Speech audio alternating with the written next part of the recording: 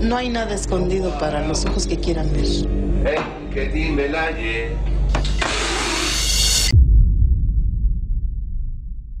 ¿Y si te digo que en México hasta los mismos políticos hacen brujería? Desde cosas simples como amarres con chamanes africanos hasta sacrificar leones con el fin de adquirir su vitalidad o controlar mentalmente a otros políticos. Todo por permanecer en el poder. No me malentiendas, lo que estás por escuchar no es ningún cuento ni historia de fantasía. Todas y cada una de estas cosas están registradas por uno de los mejores periodistas del país, José Gil Olmos. Psicomagia, canalizadores de ángeles y hasta mayas galácticos. En este video encontrarás la cara más real, surreal y perturbadora de la política mexicana.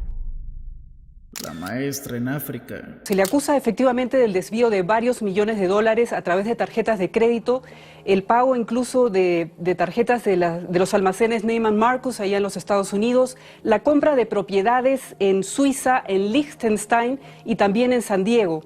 Las acusaciones fueron dadas por el propio Procurador de la República y tenemos algunos alcances que dio esta noche. Cuando Ernesto Zedillo llegó a la presidencia, le hizo llegar un mensaje bastante claro a la lideresa del SNT. Es mejor que se vaya del país. No era para menos, porque Alvester Gordillo Morales, o por su alias, la maestra, había ocupado desde 1989 a 2013 la presidencia del Sindicato Nacional de Trabajadores de la Educación, uno de los sindicatos más poderosos de toda América Latina. Era más que un secreto a voces que el sindicato podía ayudar a cualquiera que quisiera incursionar en la carrera presidencial o, en este particular caso, destruir. Esto representaba una amenaza latente para el recién electo mandatario. Pero, ¿cómo era posible que tuviera tanto poder? La respuesta es la misma de siempre: el dinero. Una parte del erario federal y otra de las cuotas de maestros, así como trabajadores del campo educativo. Como una bola de nieve, las ganancias crecieron, así como los mismos problemas. Y para no entrar en detalles técnicos, digamos que la maestra tenía los días contados. Iba a los mercados, al mercado de aquí de Sonora, que es donde se compran todas estas cosas para la brujería, ¿no? Iba con los brujos, iba con chamanes, iba con la gente que le leía la mano. Las fotografías de sus principales enemigos los pinchaba, o los pinchaba incluso con arañas, y los quemaba, ¿no? Les ponía parte en sus orines, los metía, ¿no? También. Los caracoles es una forma muy tradicional y hacen unas ciertas, digamos, lecturas del porvenir, ¿no?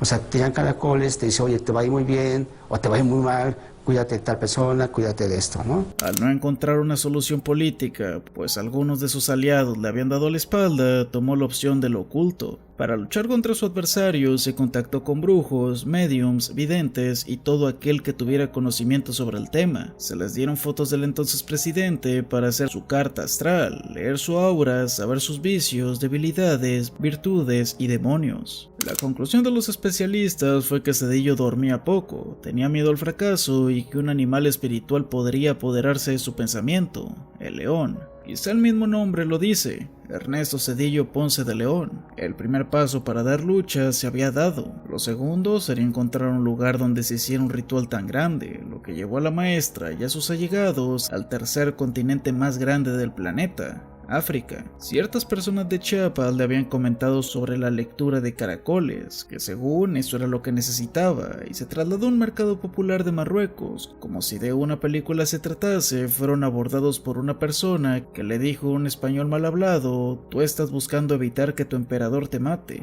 Conmigo está la respuesta. Los caracoles es una forma muy tradicional y hacen unas ciertas, digamos, lecturas del porvenir, ¿no? O sea, tiran caracoles, te dicen, oye, te va a ir muy bien o te va a ir muy mal, cuídate de tal persona, cuídate de esto, ¿no? Van caminando sobre el mercado, se le presenta un muchacho. Dice, oiga, usted necesita que le ayudemos. Y le dice, ¿cómo supiste? Entonces ella se espanta, le dice que ¿por qué le estaba tocando? Dice, es que yo no había visto en una de mis rituales que una persona no tuviera nada adentro. No tenía alma, por así decirlo, ¿no?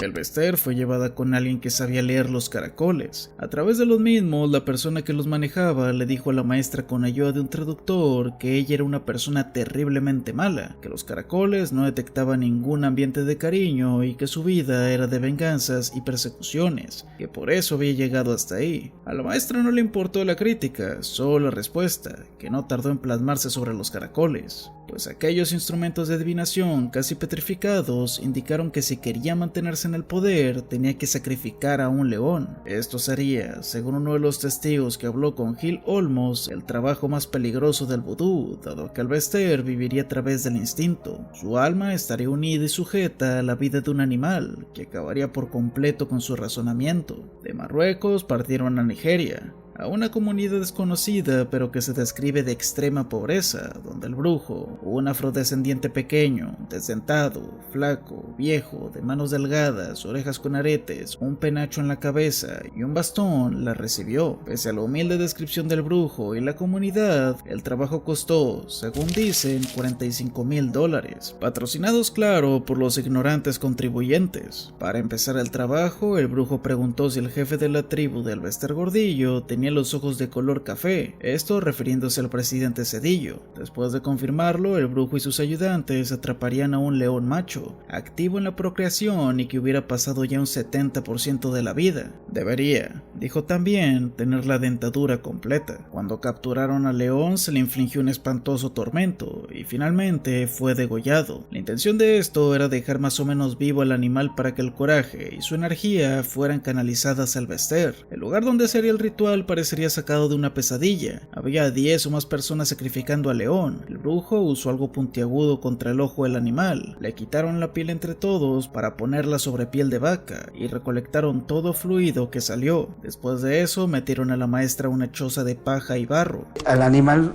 no lo matan, sino que le quitan la piel para que tuviera toda esa energía, todo ese coraje, esa rabia, toda esa fuerza y amarrar a el Vester Gordillo con la piel. Dentro del lugar, en medio de cánticos y con la ropa puesta, le comenzaron a untar todas las partes del animal a la maestra. La amarraron a la gigantesca piel del animal y con las pezuñas le dibujaron extraños símbolos. Afuera se escuchaban estruendos, gritos de otros animales. Esa parte del ritual duró 1 hora. Lo siguiente consistió en poner a la maestra junto a la pared, en algo parecido a un pedestal que no tocaba el piso. Debajo de sus pies colocaron figuras extrañas de barro negro y hierbas. Le ordenaron que abrazara fuertemente una de las fotos de Cedillo y dijera 7 veces lo que deseaba. El brujo bailaba hacia adelante, atrás y a los lados. Tenía toda la energía del mundo, cosa contraria a la maestra, que se desmayó durante 1 hora amarrada a la piel del león. Cuando despertó intentó rezar, pero el brujo le dio una cachetada. Los reclamos que intentó dar por el golpe del brujo fueron en vano, pues se desmayó cuando le agitaron un manojo de hierbas en la cara. Momentos después se despertó. El ritual había terminado. Fueron 4 largas horas de olores, bailes y plegarias. Le quitaron la piel del león y la maestra era otra. Había una enorme diferencia entre la Vester débil y preocupada que llegó a Marruecos. Los símbolos y el líquido vital del león desaparecieron al día siguiente de la piel de la maestra, como si nada hubiese pasado. $45,000 no era nada con lo que el sindicato generaba. El verdadero precio a pagar, dijo el brujo, era algo de lo más preciado, algo que de verdad le dolería. El trabajo se dio por terminado cuando una llamada de presidencia llegó al teléfono satelital de la maestra. Se trataba de la secretaria particular, quien dijo que Cedillo quería hablar con ella. Por teléfono ya no hablaba el presidente furioso que quería acabar con el liderazgo del sindicato, sino uno amigable que inició la charla diciendo: "Güerita hermosa, necesito hablar contigo". A partir de ese momento, el poder de la maestra solo aumentó, llegando a consolidarse en la maquinaria presidencial de personajes como Vicente Fox. Se volvió amiga de Marta Sahagún, con la que compartió el gusto por el esoterismo. Se convirtió en la aliada electoral de Felipe Calderón, colocó a su gente de confianza en puestos de poder y siempre tuvo estrechas relaciones tanto con políticos del partido tricolor como del blanquiazul. Hasta 2009 se contaban 64 propiedades del Vester entre oficinas, departamentos y casas de lujo en las colonias más caras, como Polanco, Lomas de Chapultepec y Santa Fe. Entre los que está una servidora, que no andamos buscando chamba. Con la que tenemos, nos basta y sobra. Nos apena que muchos que han llegado solo aspiren a ello. No, este es nuestro lugar. Esta es nuestra causa. Este es nuestro origen. Jamás una servidora podría ir a gobierno de ningún color. Todo eso, como dijo el brujo, tuvo un costo de lo más preciado. Poco después del viaje, el nieto favorito de la maestra falleció desnucado al ser aprisionado por las puertas eléctricas del elevador mientras jugaba con otros niños del edificio departamental donde vivía. Por esa razón, sus nietos pequeños en ese entonces fueron alejados de la maestra. La relación entre el Bester y las prácticas paganas no terminan en África. Un ex colaborador cuenta una vivencia a Gil Olmos en el libro. Estuve presente cuando ella hizo embrujos dirigidos contra sus enemigos del sindicato. La vi hacerse experta en lectura de cartas y café. Un día hizo un viaje a España y trajo un mecanismo de protección. En su lujoso apartamento de 2 pisos mandó a construir un techo especial con un sistema móvil, gracias al cual, cuando hay luna llena, los rayos caen sobre ella y sobre su techo directamente. Para lograrlo hizo un estudio astrológico y de topografía. Además, su cama tiene un acondicionado, un sistema de canaletas por donde fluyen constante y permanentemente aguas aderezadas con ajo, que sirven para alejar a los espíritus que le quieran hacer daño. Antes ella pensaba que a través de los sueños la atacaban los demonios y que por eso tenía pesadillas tan terribles.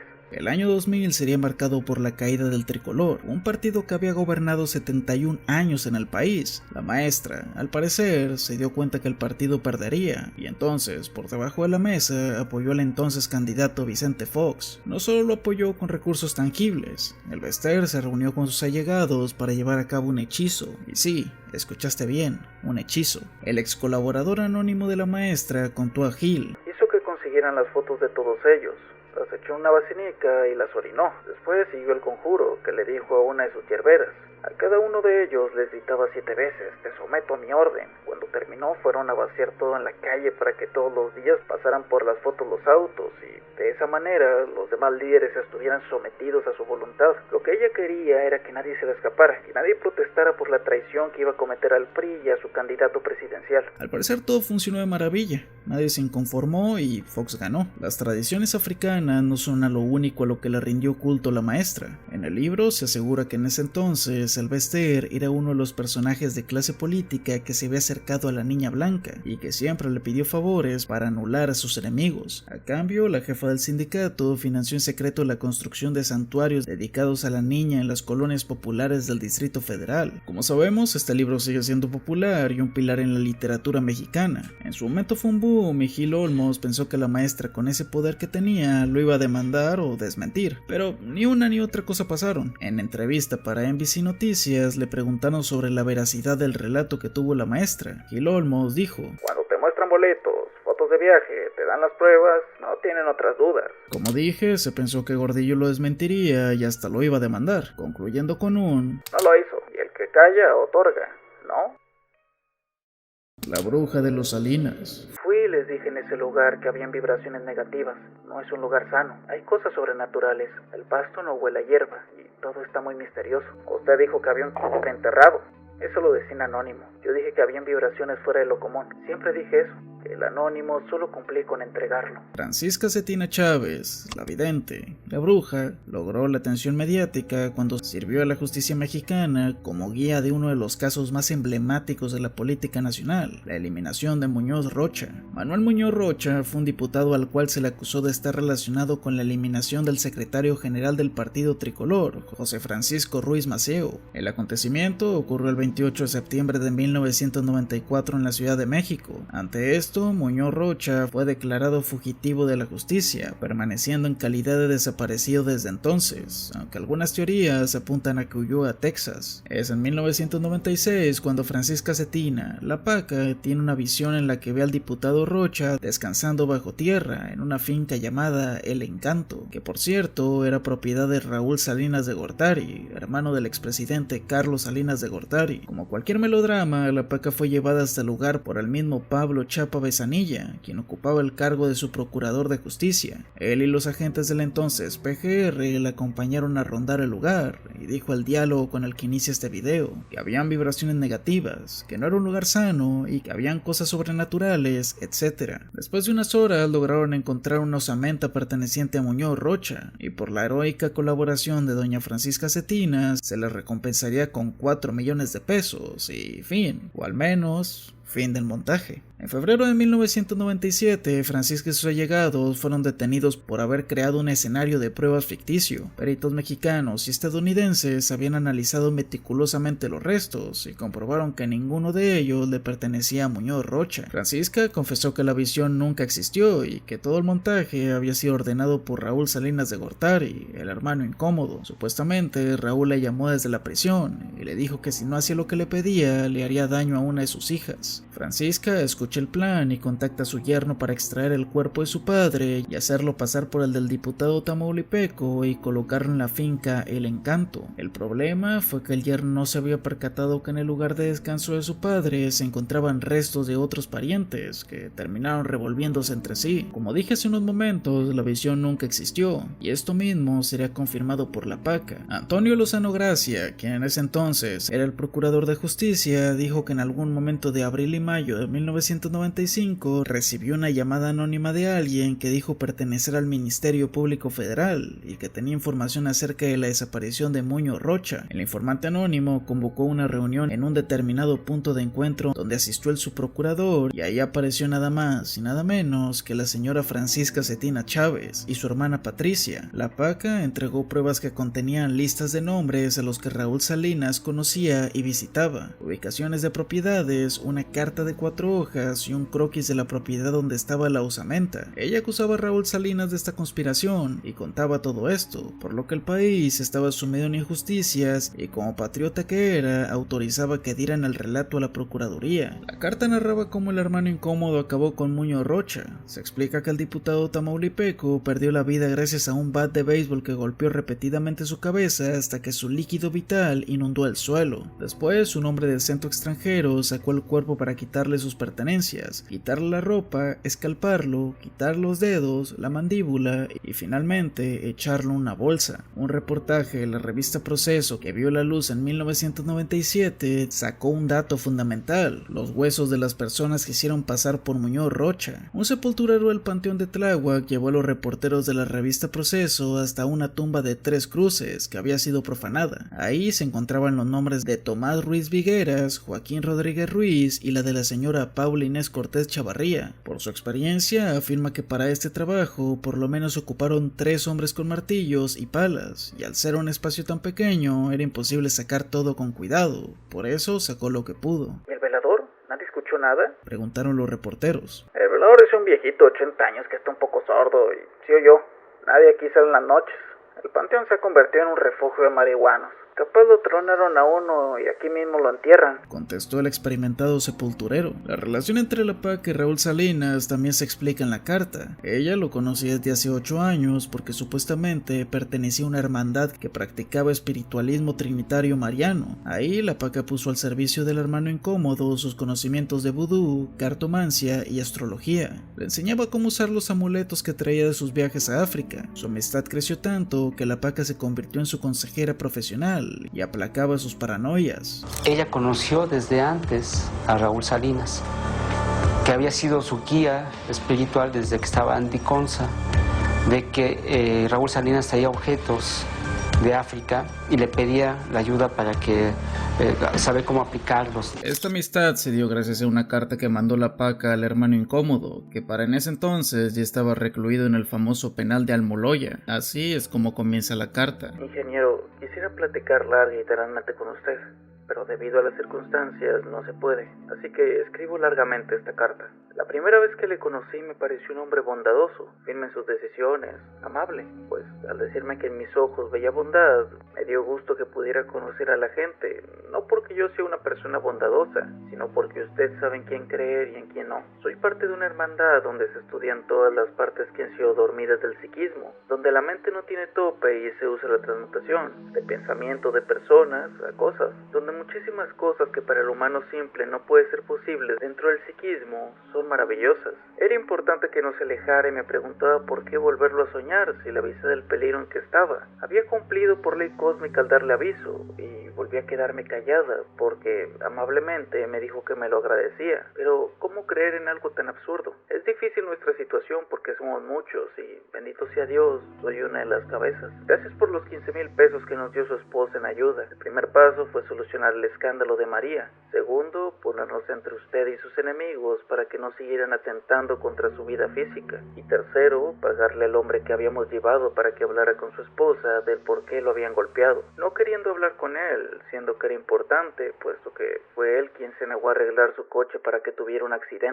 Como usted verá, estamos al tanto de lo que sucede a su alrededor, teniendo cerca usted dos elementos que garantizan su seguridad y bienestar material. Sabiendo que todo esto causa gasto, nuestra hermandad ha cooperado para todo lo que ha sido necesario, pero necesitamos de su ayuda material para seguir adelante. No porque no podamos seguir ayudando, sino que es necesario que se ayude usted mismo. Es lógico que piense que queremos sacar provecho de esta situación lamentable, pero es necesario que se cumpla la ley cósmica de lo justo por lo injusto, y lo injusto por lo justo, y así puede obtener indulgencias propias. Por otro lado, se ha trabajado por medios del vudú, donde se han retirado uno a uno todo aquello que ha querido declarar falsamente contra usted. Su más grande enemigo está amordazado y tapado de ojos en un laberinto, y jamás encontrará la salida. Hemos sabido también que han estado queriendo culpar a trabajadores de usted de muertes ficticias. Ingeniero, que la avalancha que se levante de la oscuridad no tape sus buenos sentimientos. Cuente con todos nosotros, pues sabemos que usted no ha cometido los delitos que le imputan, y queremos decirle que creemos en su inocencia, que nosotros no somos nadie para juzgar a nadie,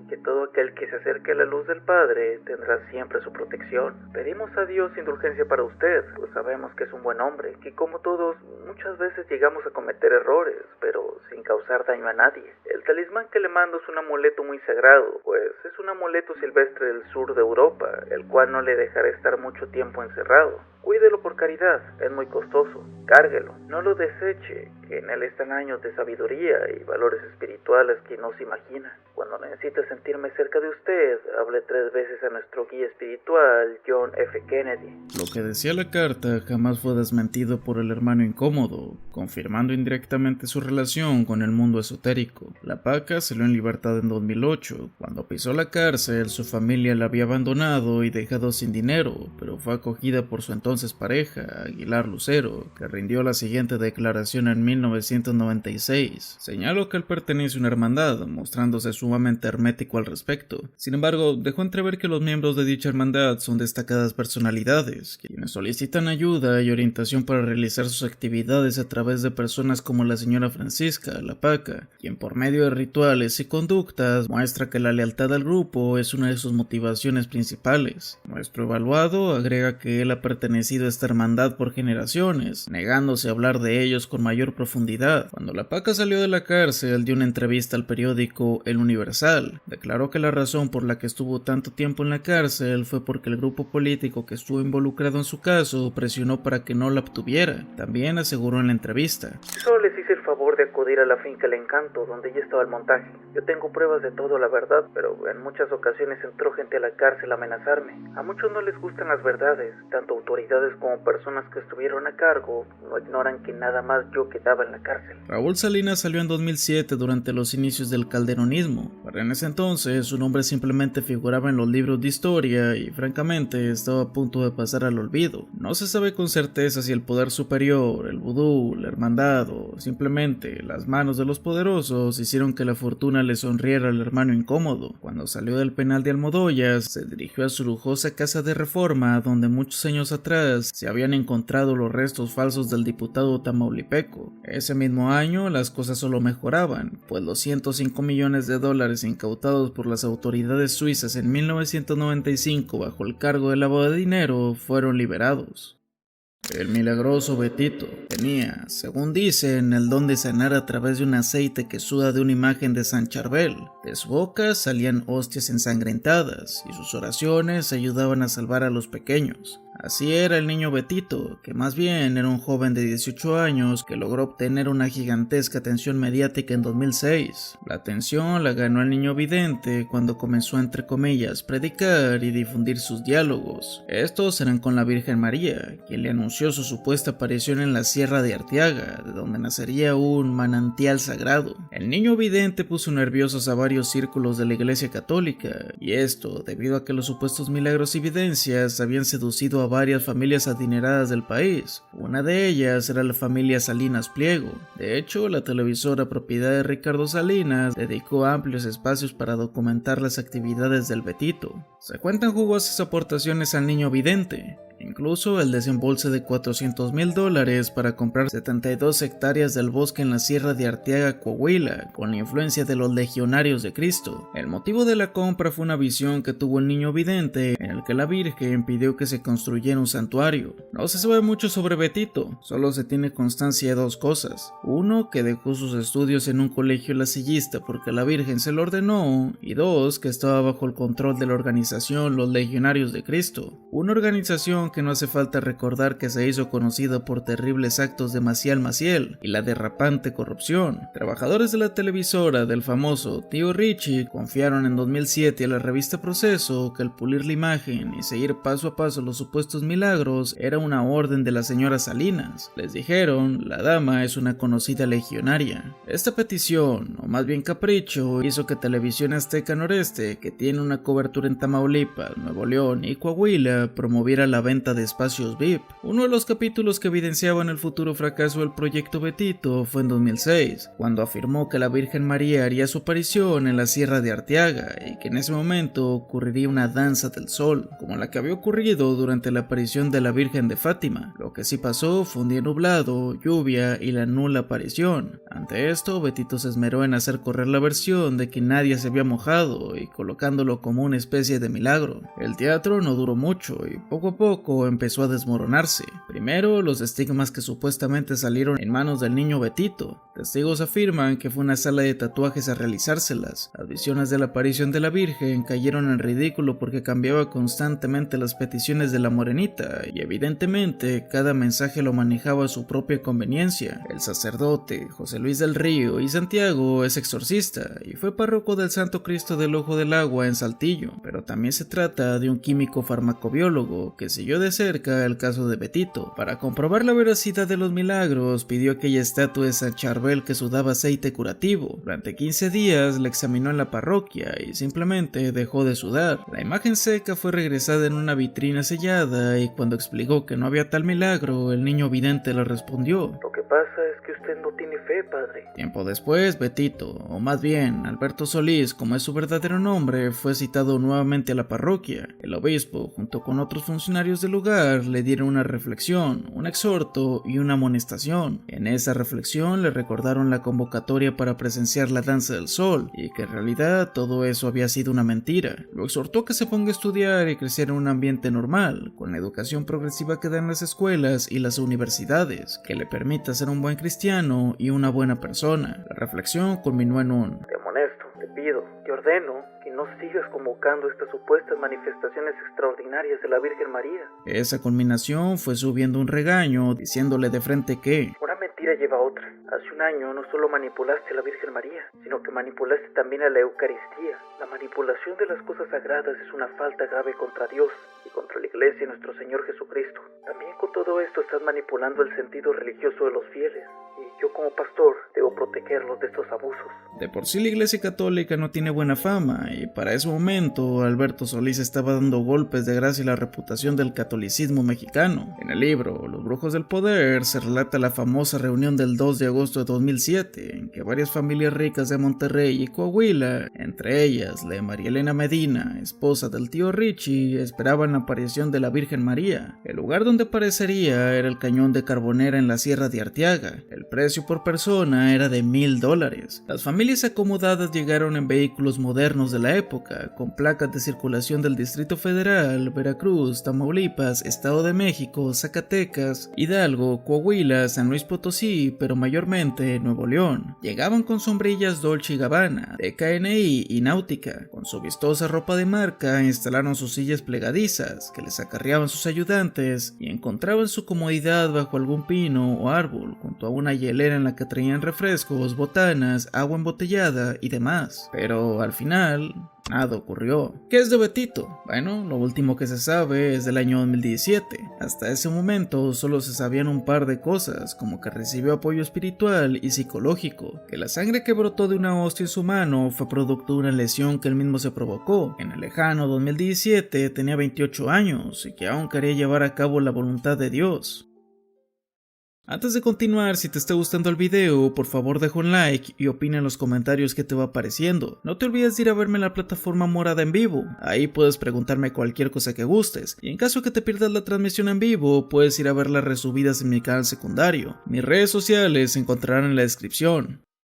Personajes históricos como santos. José Gil Olmo nos narra la historia de una mujer perteneciente a la etnia de los chatinos. Este es un pueblo originario que habita en el suroeste del estado de Oaxaca. Apenas conocía algunas palabras en español, era analfabeta, pero tenía un don especial. A través del maíz se comunica con el espíritu de Benito Juárez, al cual le pide favores y la protección para sus clientes y allegados. Gil Olmos cuenta que el lugar donde se desarrolla esta historia, la gente vive prácticamente el esoterismo. Sin embargo, Valentina, la protagonista de este capítulo, contrastaba por el hecho de que vivía del campo. No era médica tradicional ni curandera. El lugar era Santiago Yautepec, donde acudieron políticos del estado, que eran desde senadores, diputados y gobernadores para obtener trabajos y limpias. Valentina se vinculó a estas prácticas cuando sintió que la vida de sus hijos estaba en peligro. La historia es que pagó una misa a la Virgen de Juquila, la cual le rezó con una fe gigantesca. Supuestamente, sus rezos habrían surtido efecto. La Virgen le dio el mensaje de que los caciques del pueblo querían dañarla a ella y a sus hijos, pero también destruir todo a su paso. Ante esta situación, la Virgen, por medio de sueños, le dio la solución para que esto no pasara a mayores. La Virgen le ordenó que debiera ir a la montaña para encontrar a la santa. Esta supuesta santa es el nombre que le dieron a un hongo, que evidentemente produce efectos psicotrópicos, pero que en el mundo del oculto sirve para comunicarse con espíritus. Cuando probó aquel hongo, una visión le mostró lo que iba a pasar, cómo iba a escalar la situación, pero también le mostró la salida: encomendarse al espíritu del benemérito de las Américas, don Benito Juárez. La razón es que el personaje histórico posee una fuerza muy poderosa, grandiosa y libertaria, una fuerza que cada vez es más grande y que tiene que aprovecharse. A partir de ahí inició su relación con lo oculto y con San Benito Juárez, encomendándose a él y a la Virgen de Juquila. El siguiente paso fue buscar al encargado del entonces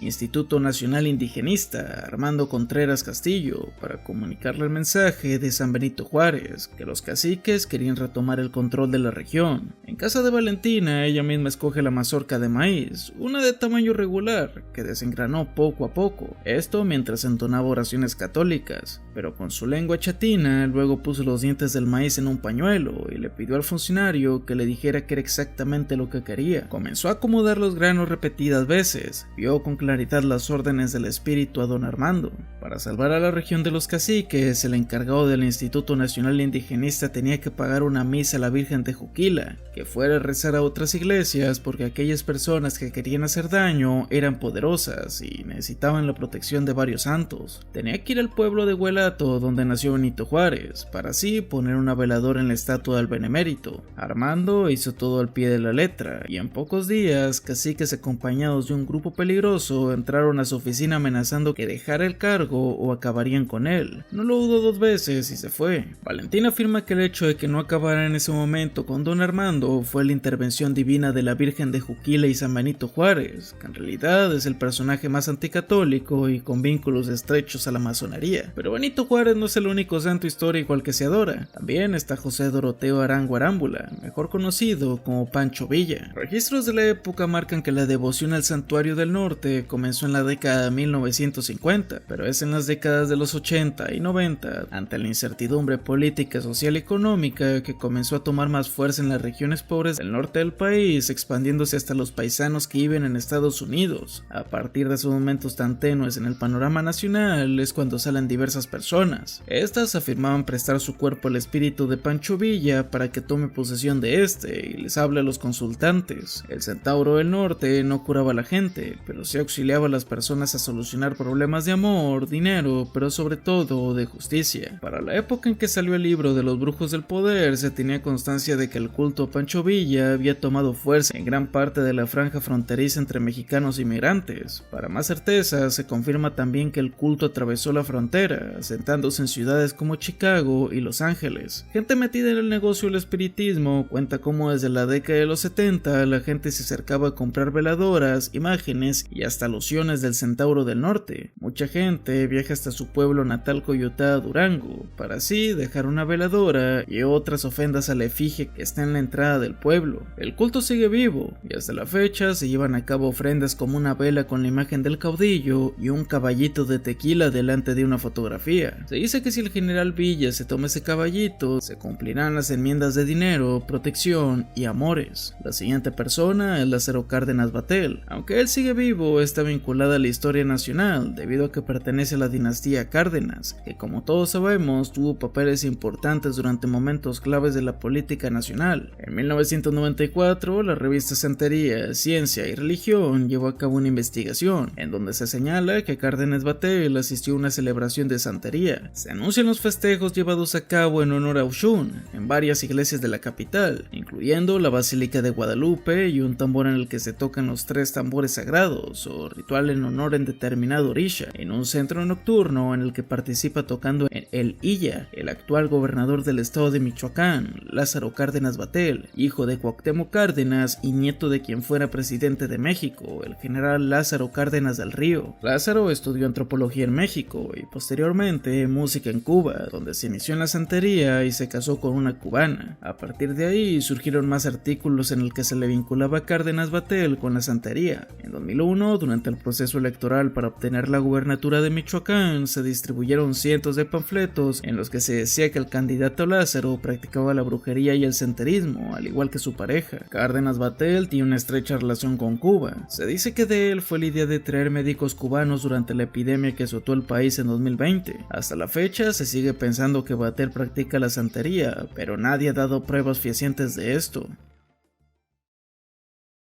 Mayas galácticos y chamanes foxistas. Un día, Santiago Pando renunció a un puesto vinculado a la política nacional para cumplir un llamado de seres extraterrestres. Estos le ordenaron hacer una transformación espiritual que tendría su centro en nuestro país. Según comentó, él debía seguir la luz de los mayas galácticos y ser un vocero en la revolución de conciencias que ya se gesta en México y el mundo. Eso ocurrió en 2002, pero para los más jóvenes, Santiago Pando formó parte del equipo que llevó a Vicente Fox a Los Pinos. En enero del 2000, Pando invitó al candidato presidencial del partido blanquiazul a grabar un spot publicitario en su casa. Solo Marta Sahagún, la esposa de Fox, sabía de las creencias que Pando tenía. La casa llamaba la atención porque tenía un enorme portal de madera donde estaban grabados símbolos esotéricos como lunas, soles y astros. La casa, en propias palabras de Pando, estaba hecha para que la energía y la luz pudiese bajar y recibieran los mensajes que venían desde arriba. El creyente de los mayas galácticos hizo todo lo posible para que Fox fuera a su casa para grabar el spot, porque un chamán le había revelado que tenía una misión importante en la política nacional. Literalmente, el chamán le dijo: en tu casa hay una legión de ángeles. Tienes que hacer que el candidato vaya ya y firme el spot de propaganda. Así es como el spot, con motivo del año nuevo, salió al aire. La idea era que el poder de los ángeles quedara estampado en el spot. Así, cuando fuera transmitido por televisión, persuadiera a la gente por votar a Fox. Lleve a Fox a su casa, a la casa de Pando. Y es una casa que le dice, tu casa es un lugar de ángeles. Ahí llegan muchos ángeles. Entonces ahí graba el primer spot, le dice que grabe el primer spot de Vicente Fox como candidato. Ya está en marcha. Y lo hacen.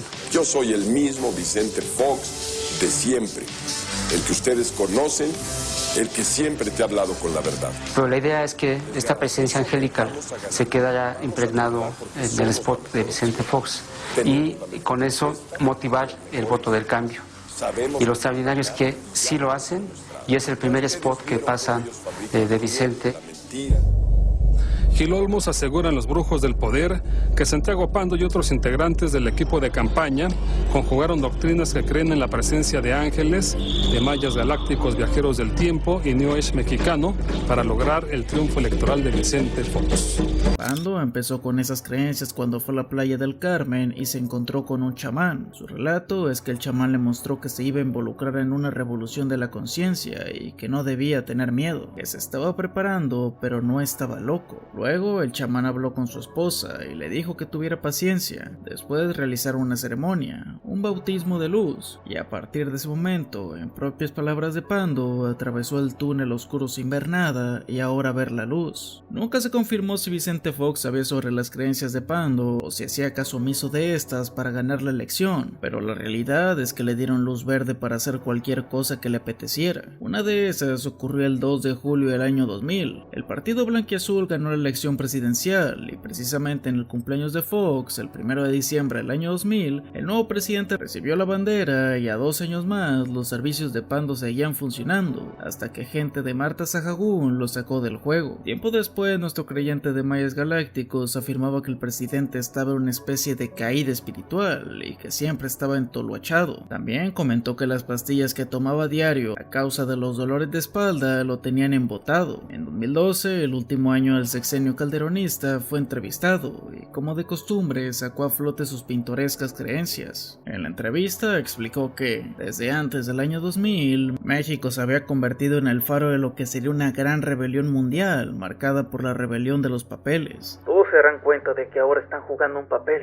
y todos podrían salirse de él, porque ya a nadie le gusta ese papel. Mediante el sistema se sigue manteniendo. Esto es lo más cabrón que va a pasar en la historia de la humanidad. Así pronunció que en ese año iniciaría la revolución de las conciencias. Lo que pasó fue que en ese año ganó el partido tricolor, pero esa es otra historia. Antes de que Pando fuera exiliado de la administración foxista, estaba de hecho integrado al equipo de Marta Sahagún. En el libro sale otro nombre, el de Rebeca Moreno Barragán, que simpatizaba con las ideas esotéricas de Sahagún y Pando. Rebeca fue la que escaló más alto en el círculo íntimo de la primera dama, convirtiéndose en la asesora de los actos sociales y guía espiritual que la acompañó hasta el fin del sexenio. Claro que Rebeca era su nombre de nacimiento, pero su nombre espiritual era Kadoma Singya, que significa lo que está siempre vibrando, y fue otorgado por monjes tibetanos.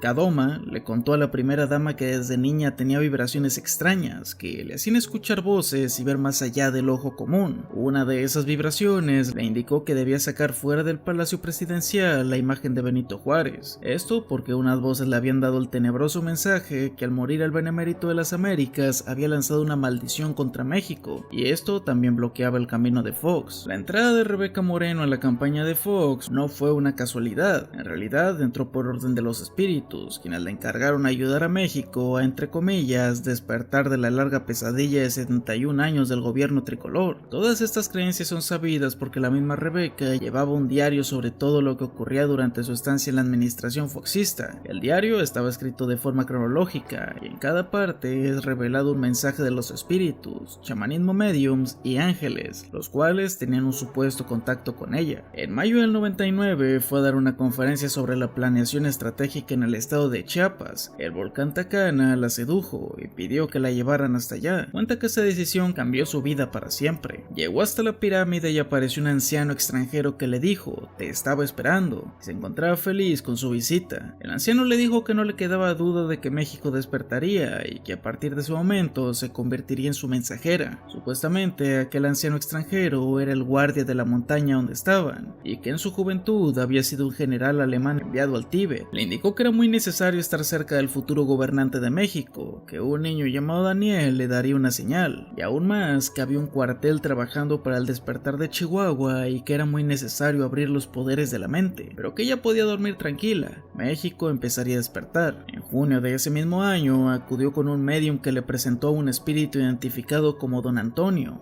el cual la preparó para lo que vendría y le dijo que no se le dificultaría. Y ya antes en otra vida había preparado el rescate de Ricardo Corazón de León y que pronto empezaría la justa de México. En abril del año 2000 acudiría una vez más a Tepoztlán para hablar con los espíritus. Debía prepararse para lo que seguía. La otra señal que Rebeca recibió fue en mayo del año 2000, cuando se enteró que el hijo de Santiago Pando se llamaba Daniel. el mismo nombre que el anciano extranjero le había dicho en 1999. Una vez ganada la elección, la llevaron a recorrer el Palacio de Gobierno. Por azares del destino, según ella, la dirigieron por sitios del palacio que no están destinados a turistas. Descubrió una cantidad de símbolos que pocos pueden entender, los símbolos de una campaña que libraba y que se liberaría en esa época. Descubrió un grupo rindiendo culto a Juárez, los observó desde la ventana y empezó a escuchar voces del pasado, lo cual hizo que saliera asustada. Es en esos momentos cuando pide que retiren el retrato del Benemérito de las Américas que quedó prácticamente arrumbado en las instalaciones de la Secretaría de Gobernación. En su lugar pusieron el de Francisco I. Madero. El libro toma parte de las investigaciones de la periodista Anabel Hernández, en el que se narra que la propia Rebeca contó al personal de la Oficina de Comunicación Presidencial que durante la campaña de Marta Sahagún y Vicente Fox tuvieron un encuentro con los guardianes del temporal del volcán Popocatépetl, quienes le dijeron que él era el designado para ser el presidente de México y cambiar al país. Sin ocupar un puesto oficial, fue Rebeca la que preparó a detalle la visita de los monjes tibetanos a la oficina de Marta Sahagún. El día que estos llegaron, se pintó un lunar en el centro de la frente y le repartió a todo el personal de Los Pinos una especie de rosario. Una vez que Rebeca se quedó como asesora espiritual de la vocera presidencial en abril de 2001, Rebeca le preparó un regalo a la Totis, como llamaban de cariño a la primera dama, al menos así lo hacían los más allegados. El regalo fue una ofrenda para la buena vibra. Se trataba de una canasta donde puso incienso, una imagen de la Virgen de Guadalupe, semillas y plumas de gallina negra para retirar las malas energías. La administración foxista estuvo siempre relacionada con el esoterismo, pero esto fue por la primera dama y sus allegados. Concluyo esta parte del video con un hecho curioso. Supuestamente Pando, que nuestro personaje anterior, usó un mantra como canción para la campaña de Vicente Fox. Literalmente dijo que el comercial final de la campaña era un acto de psicomagia, en donde se iba a generar la victoria en la mente del público siquiera antes de que ocurriese, de modo que la música debería celebrar ese triunfo anticipado. El coro decía México ya. También utilizó en la música instrumentos prehispánicos y el coro recitaba el mantra sagrado del país,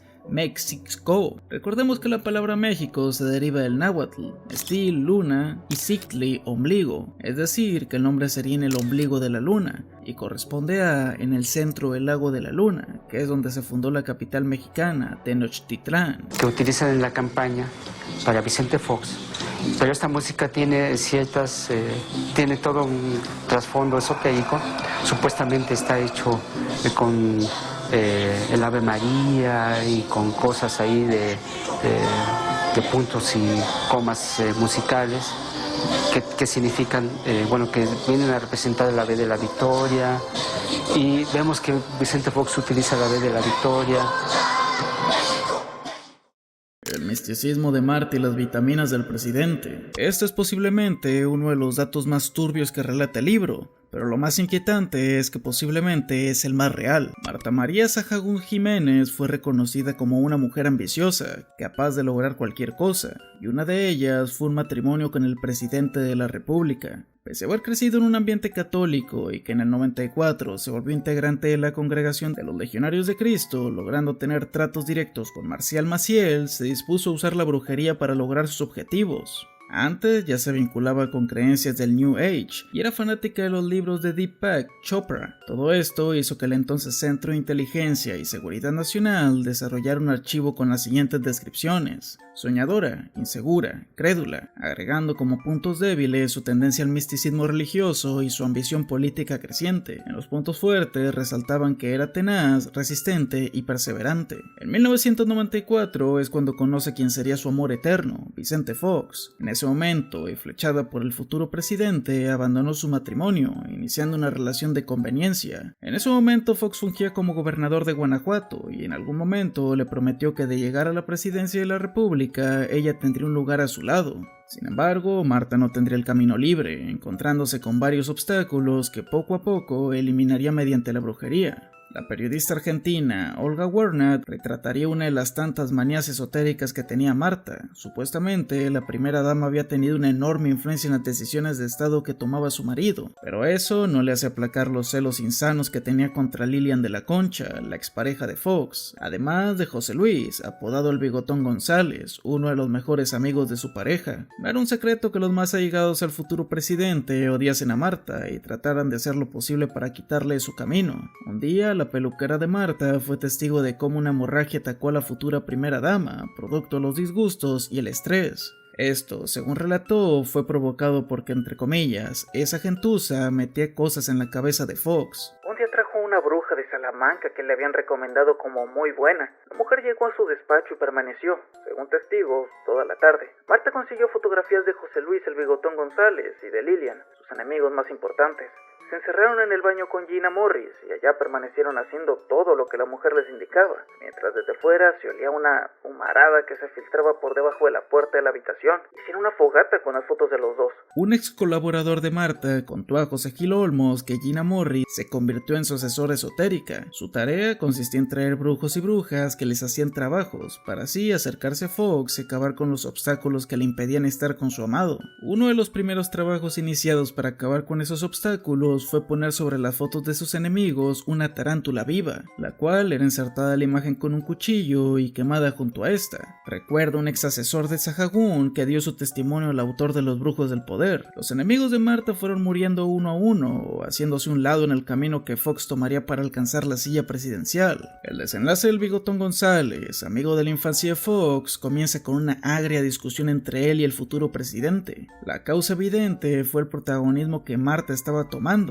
Desgraciadamente, Fox prefirió a su pareja antes que su amigo de la infancia. 3 años después, el Bigotón tuvo un terrible accidente. A él le encantaba salir en la motocicleta, y en 2003, poco después de comer, salió a rodar por las carreteras del Valle del Bravo solo para perder el control de su Harley Davidson, accidentarse y perder instantáneamente la vida. Cuando esto ocurrió, la administración y televisoras tardaron en tocar el tema. Incluso esto fue opacado por otras noticias de menor importancia. El hecho fue sorprendente, pues el Bigotón González era un ávido y experimentado conductor de motocicletas. Por otra parte, Liliana de la Concha, principal opositora a Marta y expareja de Fox, quedó exiliada, cuando en 2001 Marta se casó con Fox. La exmujer y las hijas de Fox se fueron a Italia y no se supo de ellas hasta 2020, cuando Liliana falleció de cáncer. Antes de todo esto, Marta tardó un largo tiempo en que el matrimonio se consumara y la jefa era acechada por la desesperación. Durante los meses que trabajó en la campaña presidencial, hospedada en el hotel del empresario Olegario Vázquez Raña, aceptaba todo tipo de trabajos vinculados al esoterismo, como por ejemplo la lectura de cartas, trabajo de veladoras y limpias. En ese mismo hotel, Gina le presentó a una persona llamada Padre Campos, quien le ofreció hacerle limpias y cualquier hechizo para amarrar a Fox. El padre afirmaba ser católico, pero leía las cartas y hacía limpias porque, según él, todo sacerdote que se digna de serlo tiene que aprender de todo, incluso cosas de magia y la hechicería para combatirlas. El supuesto padre terminó siendo un curandero que cobraba 5,000 pesos por cada sesión, y estas se llevaban a cabo en la misma habitación que Marta y Fox compartían. Uno de los allegados a Marta cuenta que el padre le ordenó poner un huevo con una cinta amarrada y una cruz de ocote debajo del colchón donde dormía. Le aseguró que esto le ayudaría a conquistar a Fox, pero no pasó nada. En el año 2000, cuando el partido blanquiazul llega al poder, Fox se va a vivir con Marta a una cabaña que se hizo especialmente en Los Pinos. Ahí también llegó el padre Campos para continuar su labor en los amarres. Los integrantes del equipo de Marta, compuestos en su mayoría por mujeres jóvenes, recuerdan que Marta, el padre y Gina se encerraban en la cabaña durante horas. El padre Campos le pidió 20,000 pesos para traerle una pócima especial. Días después regresó con una botella de plástico y un líquido,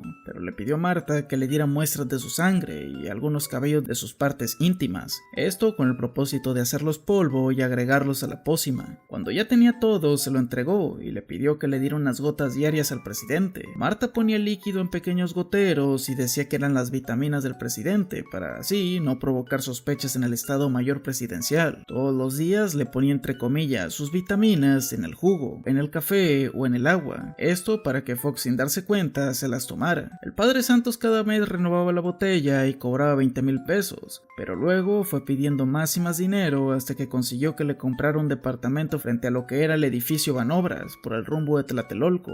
El padre Campos prometía que en julio estaría completado, y en efecto, El 2 de julio del 2001, Marta y Fox se casaron. Marta finalmente consiguió su oscuro propósito, enfrentándose al rechazo de los hijos de Fox, principalmente la de su hija Ana Cristina, con quien había un odio mutuo. Cuando el objetivo se logró, el padre Santos ya no frecuentaba Los Pinos, y por peleas, Gina se separó de Marta. Sobre Gina Morris no hay mucho. No figura en fotografías, prácticamente es un personaje misterioso que se encargaba de acercarla con brujos y curanderos. Gina evidentemente practicaba la brujería, y su escritorio tenía velas, manzanas, figuras raras, animales disecados, estampas de santos, y bajo los vasos con agua habían fotografías de personas. Hicieron rituales en Los Pinos. Cuando el padre Campos llegaba, se apartaban y se metían a la cabaña presidencial. Nadie más estaba autorizado para entrar. Los rituales que Marta y Gina hacían en la residencia se hicieron cada vez más evidentes, tanto que los hijos de Vicente Fox mandaron una carta a su padre describiendo todo lo que hacían cuando él no estaba. Desafortunadamente, la carta nunca llegó a su destino, porque funcionarios de Los Pinos se percataron del escrito y recomendaron a los jóvenes que se olvidaran del asunto, ya que según ellos, su padre seguramente no les iba a creer. Marta en realidad ambicionaba la silla presidencial. Para ello hizo dos cosas, que fueron crear la fundación Vamos México y relacionarse con uno de los personajes más peculiares de este video, el Bester Gordillo. Según el libro, un exfuncionario de la residencia oficial de Los Pinos, quien también pidió conservar el anonimato, aseguró que la maestra Gordillo era una de las personas que más visitaba a Marta, quien la consultaba tanto para cuestiones públicas como para asuntos privados. Por teléfono le hablaba todos los días para consultarla, y cada vez que se veían se abrazaban con tanta emoción que soltaban lágrimas. Cuando se veían en Los Pinos se metían a solas en la cabaña presidencial. Algunas veces la maestra llegaba con gente, hasta un brujo santero le llevó. Con Fox la maestra hizo uno de los mejores trabajos. Nadie puede negar cómo se veía el presidente antes y cómo se le veía después. Tenía una mirada perdida y manifestaba una posición inferior y dependiente de Marta. Evidentemente la relación entre la maestra y la primera dama no fueron solo política. El Bester siempre encontraba la forma de acercarse a Marta y en una de sus pláticas le hizo su famosa radiografía espiritual, la misma que hizo con Ernesto Zedillo. A partir de ahí el Bester se dio cuenta de que lo que más quería Marta era casarse con Fox. La primera plática que tuvieron duró como 12 horas y el Bester le dijo que si quería tener controlado a Fox le podía ayudar, que le diera partes de su ropa y de su cuerpo para hacerle un trabajillo. Se fueron juntas a Marruecos y el Bester introdujo a Marta Sahagún en la práctica de la brujería, y como son iguales de ambiciosas, pues conectaron muy bien. Al Bester todo le había salido bien, pero la vida pública de Marta en realidad fue en picada, pues el gobierno de Fox había sido un completo fracaso. El cambio del que tanto hablaban en su publicidad simplemente nunca llegó. Las reformas estructurales nunca se aprobaron y las que entraban en vigor no surtían efecto. El producto Fox y sus frases fueron un rotundo éxito, pero como presidente simplemente fue un fiasco. ¿Por qué digo esto? Bueno, porque la conclusión de los allegados entrevistados en este capítulo del libro concluye que esta señora hizo sus cosas, sus trabajos de hechicería, pero obviamente no tiene el nivel de concepción ni de fuerza que tiene el Bester para esas cosas malignas y las cosas le reventaron. En resumen, digamos que mientras la maestra es una política ávida y bastante maquiavélica, Marta simplemente era una mujer que hacía brujería. Los brujos del poder de José Gil Olmos vio la luz en el año 2008. Ninguna de las personas que aparecen en este libro confirmó o negó algo de lo dicho. Toda esta investigación fue hecha en base al libro. Con esto llegamos al fin del video. Deja un me gusta si este contenido fue de tu agrado. Para terminar, quiero agradecerle a Gabs de Gabs Lifestyle por el guión de este video, así como al editor y al miniaturista del mismo. Tanto mis redes sociales como las del equipo se encontrarán en la descripción. Sin más que decir, estos fueron los brujos del poder, el caso más surreal de México.